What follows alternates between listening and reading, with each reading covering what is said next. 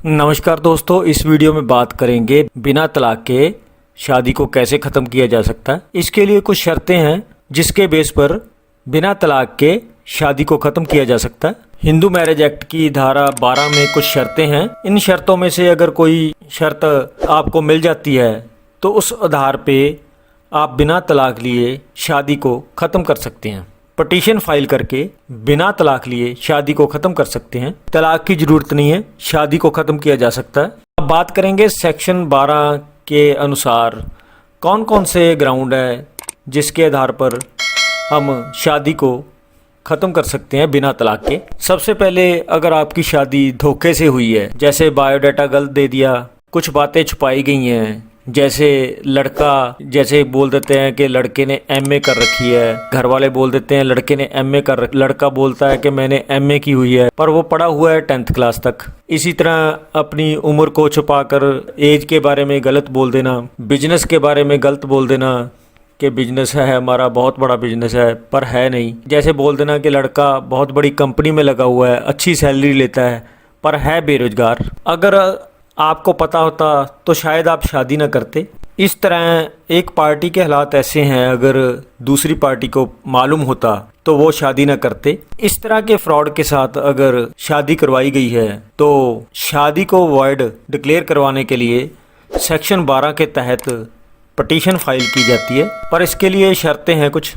Fraud का पता चलने पर 1 साल के अंदर अंदर पटिशन फाइल करनी होती है। दूसरा, फ्रॉड का पता चलने पर हस्बैंड वाइफ वाला रिश्ता ना हो। इसके बाद बात करेंगे अगर शादी ज़बरदस्ती की है, जैसे बंदूक की नोक पर शादी की है या धमकी देकर शादी की है, धमकी देकर शादी के लिए मना लेना, ज़बरदस्ती शादी करवा देना, आपकी शादी आपकी इच्छा के विरुद्ध की गई है, नशे की हालत में शादी करवाई गई है, नशा वगैरह करवा के शादी करवाई गई है, इनको साबित करके सेक्शन 12 के तहत पटिशन फाइल की जाती है। अगर हस्बैंड या वाइफ में से दोनों में से कोई नपुंसक है, इस आधार पर भी शादी को ख़त्म करवाया जा सकता है। नपुंसकता का मतलब है दोनों में से कोई शारीरिक संबंध बनाने के काबिल ना हो। नपुंसकता है जो शादी के समय से हो और पटिशन फाइल करने तक नपुंसकता रही हो। अगर शादी के समय कोई नपुंसक नहीं था और शादी के बाद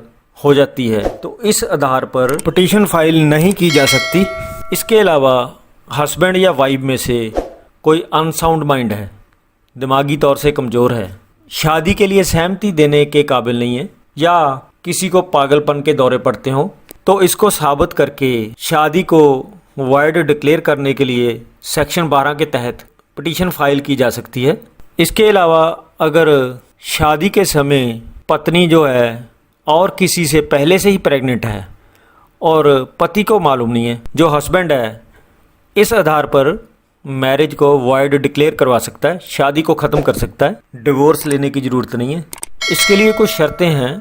शादी की तारीख से 1 साल के अंदर अंदर पटिशन फाइल की हो। अगर प्रेगनेंसी का पता चलने पर रिलेशनशिप जारी रखता है तो इस ग्राउंड पर पटिशन फाइल की नहीं जा सकती। इसके अलावा अगर दोनों में से किसी को गंभीर बीमारी है, जैसे कोई एड्स की बीमारी है, बाद में पता चलता है, तो इस आधार पर साबित करके सेक्शन 12 के तहत पटिशन फाइल करके शादी को ख़त्म किया जा सकता है।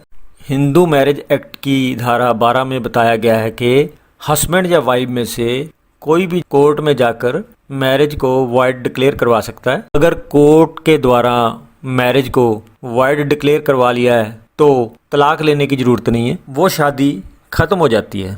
ये थी कुछ शर्तें सेक्शन 12 के तहत जिसके तहत शादी को बिना तलाक के ख़त्म किया जा सकता है। इसके बाद बात करेंगे सेक्शन 11 का। सेक्शन 11 क्या कहती है? अगर कोई व्यक्ति पहले से शादीशुदा है, अपनी पहली शादी को छुपा लेता है, दूसरी शादी कर लेता है, जबकि दूसरे पार्टनर को मालूम होता तो शादी नहीं करता, दूसरी शादी है जो वॉइड मानी जाएगी। कानून की नज़र में वो शादी मानी ही नहीं जाएगी, उसको माना ही नहीं जाएगा शादी। पहली शादी होते हुए दूसरी शादी कोई भी व्यक्ति नहीं कर सकता बिना तलाक लिए या डेथ हो चुकी हो। कहने का मतलब शादी के समय दोनों का पति या पत्नी में से कोई जिंदा ना हो। अगर कोई शादी स्पिंडा रिलेशनशिप में हुई है, उस शादी को वॉइड माना जाता है।